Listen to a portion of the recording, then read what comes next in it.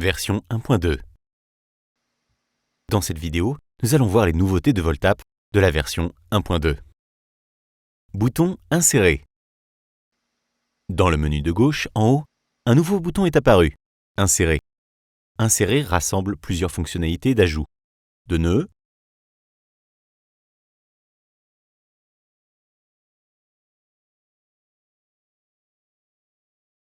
de templates, de projets, comme ici, Marketplace.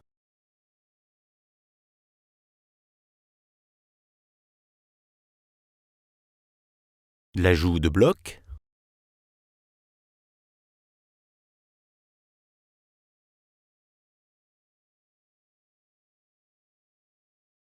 et enfin la FAQ technique. Une FAQ plus large est disponible sur la documentation. Il remplace, dans la barre du haut, les anciens boutons Ajouter nœud qui apparaissaient quand on était dans le mode Éditeur et Ajouter bloc quand on était dans le mode Graphe. Avec le nouveau bouton Insérer, le fait d'ajouter un bloc en mode éditeur d'un nœud va automatiquement nous faire basculer sur le mode graphe de ce nœud. Mais l'inverse n'est pas vrai. L'ajout de template et projets permet d'accéder à la fiche de présentation d'un template d'app ou d'un template de nœud ou encore de l'un de ses projets. Et ainsi d'importer l'ensemble de leurs nœuds dans l'arborescence des nœuds du projet actuel. Mode données. 5 grands modes sont désormais affichés en premier dans la barre d'outils. Le mode éditeur, le mode graphe, le mode variable et le mode aperçu. Le mode données, lui, est une nouveauté. Il permet de contrôler une base de données avancée et sécurisée pour gérer non seulement ces données, ses utilisateurs ou encore son stockage. Il se connecte à l'outil Supabase. Et d'ailleurs, un tutoriel est disponible sur ce mode données dans la documentation et sur la chaîne YouTube.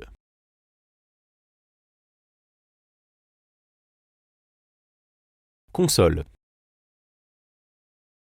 La console, anciennement debug, est désormais représentée par un symbole de ligne de commande, une sorte de petite flèche. Il apparaît toujours que quand l'app est lancée en mode aperçu. Il permet d'analyser dynamiquement l'état des variables de chaque nœud en temps réel via son onglet Variables. Il permet aussi, via l'onglet Journal, anciennement Log, d'avoir accès à un historique des messages de test de l'application qui s'affiche avec le bloc affiché, anciennement Debug.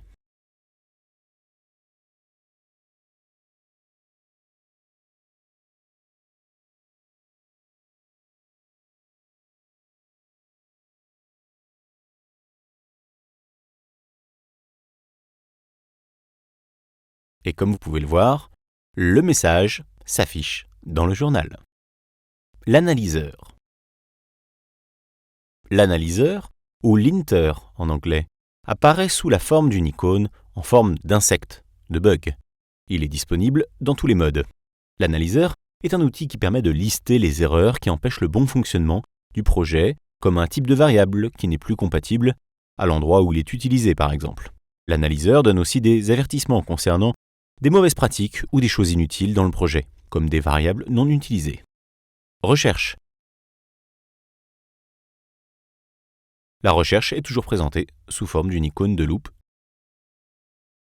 désormais sur la droite.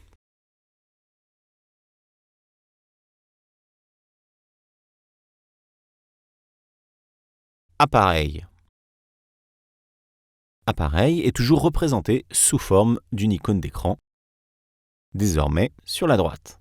On peut ici simuler la représentation de l'application sous un format libre d'écran, dit responsive, ou encore un ordinateur, ou encore un téléphone.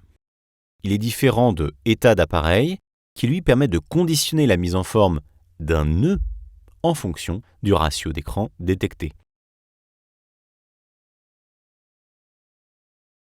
Il y a 4 états possibles, responsive, mobile, tablette et ordinateur. Ainsi, il est possible de tester un état mobile sur la vue d'un appareil ordinateur. Voilà, c'est tout pour les fonctionnalités de cette version 1.2. Gardez cette nouvelle interface en tête si vous revenez sur l'un des précédents tutoriels. À bientôt!